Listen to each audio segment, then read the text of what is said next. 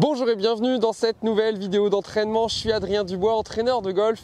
Et aujourd'hui, je vais vous proposer de compresser votre balle comme jamais. Pour compresser une balle, il y a des clés essentielles. Celle que je vais vous présenter s'appelle shaft lean en anglais. C'est-à-dire que vous allez avoir un shaft qui arrive dans une certaine position par rapport à la zone d'impact et juste avant l'impact. Ce qu'on peut constater chez les professionnels du tour, et si c'est valable pour eux, c'est valable pour vous, ils compressent la balle comme des dingues. Pourquoi ils le font? Pour avoir aussi la chance que la tête de club tienne square longtemps dans la zone d'impact, puisque lorsque l'on compresse une balle parce que mon shaft descend longtemps, j'ai peu de chances que la face tourne de droite à gauche. C'est le corps en fin de compte qui va vous aider à pouvoir venir descendre le shaft et la tête de club vers le sol. Le repère qui est sans doute le plus simple à avoir et que j'ai déjà fait dans de nombreuses vidéos, vous pourrez la retrouver, je vous mettrai bien sûr le lien en parallèle, c'est que normalement, lorsque vous contactez une balle, vous devez avoir un point de contact très haut dans votre face de club. Si vous comptez sur le nombre de stries, vous êtes au minimum entre la 3 et la 5e strie. Donc, en général, moi j'aime beaucoup dire que c'est comme si on plaçait la moitié de son pouce et l'ongle représente le point de contact. Donc regardez sur votre face de club puisque ça dépend le nombre de stries que vous avez en fonction de l'usinage de votre tête de club. Ce qu'on voit chez les pros, je vais le montrer tout de suite, que ça soit Jon Rahm, que ça soit Tiger Woods, que ça soit Dustin Johnson, c'est que ces professionnels pour compresser la balle arrivent avec un shaft qui est énormément ici sur l'avant, qui est couché avec une face de club qui regarde le sol, quasiment dans la zone d'impact. Elle est encore un tout petit peu à droite par rapport à ma cible, mais dans cette zone, en tout cas du swing, dans cette séquence, on a un shaft qui est très couché en sensation et en avant, et pas un shaft qui est redressé où le bout du grip regarde vers le ciel. Donc l'objectif de cet exercice aujourd'hui, c'est de pouvoir vous aider à compresser la balle, mais comme jamais. Donc pour faire ça, vous mettez sur l'herbe, c'est quand même mieux pour le ressentir. Vous allez dans un premier temps vous placer, ok. L'idéal, c'est quand même de faire une première vidéo pour constater où est-ce que vous vous trouvez. Est-ce que dans la zone post-impact, vous êtes encore avec un armement qui tient, ou est-ce que vous avez en fin de compte un retour des mains qui est trop prépondérant. Donc ça, malheureusement, ça va provoquer un point bas trop avant la balle, donc des grattes, des tops et des contacts qui vont pas être bons.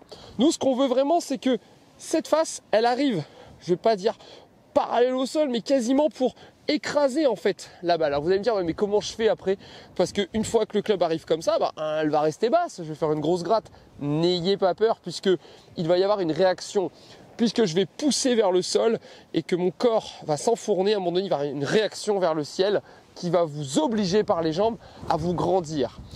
Et ça, c'est très important, notamment chez les joueurs qui n'ont pas beaucoup d'utilisation de leurs pieds ou de leurs jambes. Je pense notamment aux joueurs seniors ou aux dames qui cherchent de la puissance. C'est surtout d'avoir l'utilisation du corps, la charge dans le sol qui va vous permettre de pouvoir relancer le club vers le haut.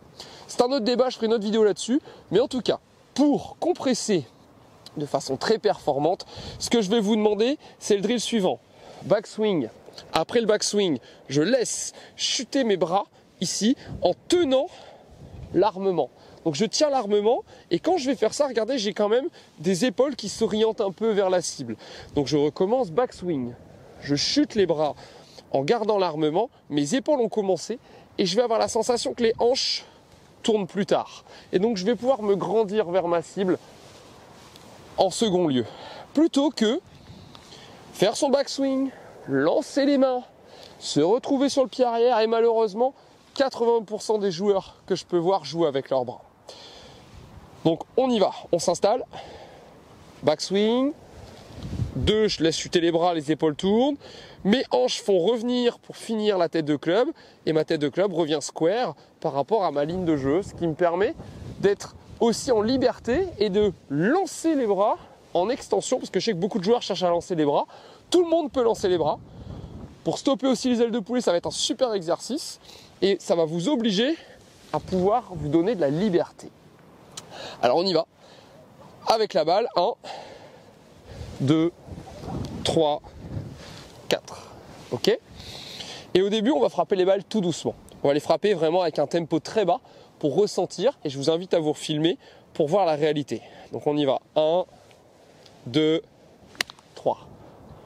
Une fois que vous avez compris la séquence dont je viens de vous parler, l'étape numéro 2, c'est de trouver la bonne musique, le bon tempo. Au départ, vous êtes obligé de passer par une séquence très lente et je vous invite à le vérifier en vidéo pour voir si vous arrivez à l'impact avec vos mains en avant par rapport à la tête de club et ces hanches qui sont en train de s'ouvrir pour lancer les bras. Une fois que vous avez validé ça, vous pouvez monter de 10, 20, 30, 40, 50, 60% au fur et à mesure. Faites-le avec des petits clubs, comme ça vous allez comprendre et ressentir cette face qui agresse en premier la balle. Vous devrez voir des divots après la balle et surtout pas avant. Si vous les voyez avant, n'ayez pas peur, ne croyez pas que vous faites tout le temps bien l'exercice. Le gros problème entre la sensation et la réalité, c'est qu'on est souvent très décalé. Prenez-vous en vidéo, recommencez l'exercice, comparez-vous pour voir si vous êtes dans le vrai.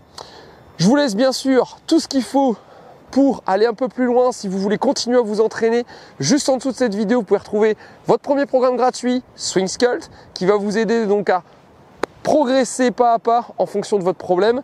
Et si vous voulez aller plus loin, il y a l'académie, bien évidemment, pour personnaliser votre entraînement, votre swing, votre jeu et progresser et prendre plus de plaisir.